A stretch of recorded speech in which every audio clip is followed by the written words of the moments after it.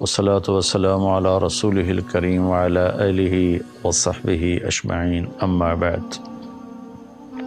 اہل بیت سے محبت نہ کرنا یہ نفاق ہے، منافقت ہے، کفر ہے۔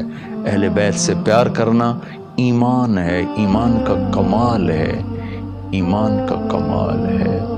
جس گھر میں اللہ نے اپنے حبیب کو پیدا کیا، جس نبی کی گود میں ان کی اولاد پروان چڑھی، اگر ہم ان سے بغض رکھیں گے تو ہمارا ایمان کہاں چلا گیا؟ نہ ایمان ہے نہ ایمان رہے گا۔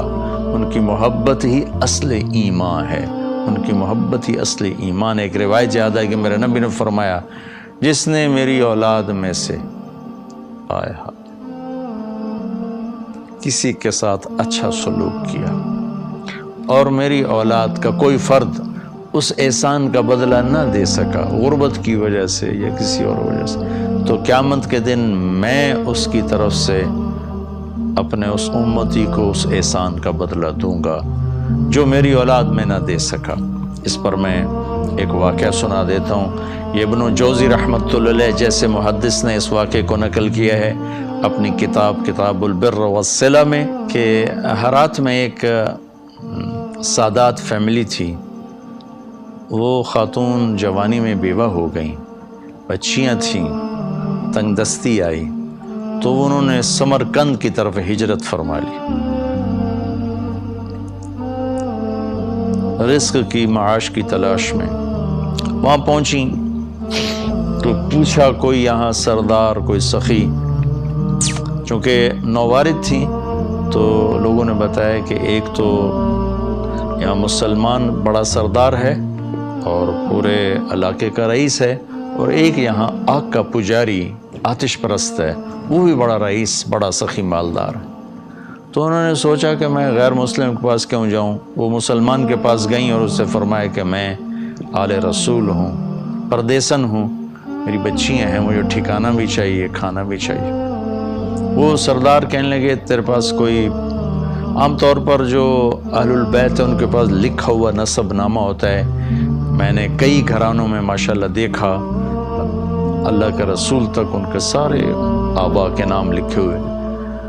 تو کہا تیرے پاس کوئی سند ہے؟ اس نے کہا بھائی میں تو پردیسی ہوں، غربت کی ماری میں کہاں سے سند دکھاؤں۔ تو وہ کہنے لگا یہاں تو پھر ہر دوسرا آدمی کہتا ہے میں سید ہوں، آل رسول ہوں۔ تو اس نے کوئی اچھا جواب نہیں دیا۔ تو وہ وہاں سے آئیں اور اس آتش پرست کے پاس گئیں، وہ جو آگ کا پجاری تھا، اور اپنا تعارف کروایا۔ اس نے فوراً اپنی بیگم کو ساتھ بھیجا اور کہا کہ جاؤ ان کی بچیوں کو لے کر آؤ۔ جاؤ، انہوں نے کہیں ٹھہرایا ہوا تھا، ان کو لے کر آئے، سرد رات تھی، ان کو کھانا کھلایا، سلا دیا۔ رات کو مسلمان سردار نے خواب دیکھا کہ اللہ تعالیٰ کے محبوب صلی اللہ علیہ وسلم جنت میں ایک خوبصورت سونے کا محل ہے، اس کے دروازے پر کھڑے ہیں۔ یہ عرض کرتا ہے یا رسول اللہ یہ محل کس کا ہے؟ تو آپ نے فرمایا یہ ایک مسلمان کا ہے۔ تو وہ کہنے لگے یا رسول اللہ مسلمان تو میں بھی ہوں۔ تو آپ نے فرمایا اپنے اسلام پر کوئی دلیل پیش کر، کوئی ثبوت پیش کر۔ تو وہ کانپ گئے۔ تو پھر اللہ کے نبی نے بہت غصے سے فرمایا کہ میرے گھر کی بچی تیرے دروازے پر چل کر آئی اور تو نے اس سے ثبوت مانگے کہ مجھے ثبوت دے، تو اہل بیت میں سے ہے، میری نظروں سے دور ہو جا۔ ان کی آنکھ کھولی تو ان کی چیخ و پکار، وہ ننگے سر ننگے پاؤں باہر نکل کے شور مچایا کہ وہ جو پردیسن خاتون تھی کہاں گئی؟ کہا جو وہ تو وہ لے گیا، وہ آتش پرست آگ کا پجاری لے گیا۔ وہ بھاگے اور جا کے اس کے دوڑ دروازہ توڑا۔ وہ گھبرا کے باہر نکلا تو دیکھا تو وہ رئیس۔ کہا کیا ہوا؟ کہا بھائی وہ جو تیرے پاس خاتون آئی ہیں بچیوں سمیت مجھے دے دو، وہ میرے مہمان ہیں۔ تو اس نے کہا حضور وہ میرے مہمان ہیں، آپ کے نہیں، میں آپ کو نہیں دے سکتا۔ وہ کہنے لگا مجھ سے 300 دینار لے لو۔ 300 دینار کوئی آج کا 60-70 لاکھ روپیہ بنتا ہے۔ کہ مجھ سے 300 دینار لے لو، اور وہ خاتون بچیوں سمیت میرے مہمان بنا دو۔ تو وہ رونے لگا، کہا کہ میرے بھائی بن دیکھے کا سودا کیا تھا، اب تو دیکھ چکا ہوں، اب میں تمہیں کیسے واپس کروں کہ میں نے بھی خواب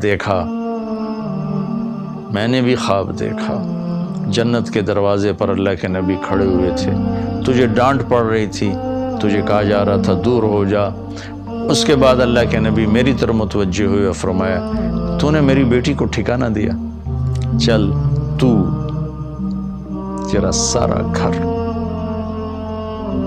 سب بخشے گئے، سب کے لیے جنت کا اللہ نے فیصلہ کر دیا کہ میری آنکھ کھلی ہے، میں ایمان لا چکا ہوں، میرا سارا گھر کلمہ پڑھ چکا ہے، ہم سب مسلمان ہو چکے ہیں، ہم وہ دولت آپ کو کبھی واپس نہیں کریں گے۔ یہ اہل البیت ہیں۔